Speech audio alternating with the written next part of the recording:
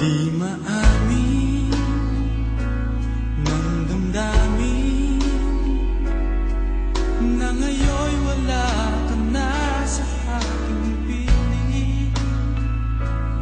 Araw-araw ang dalangin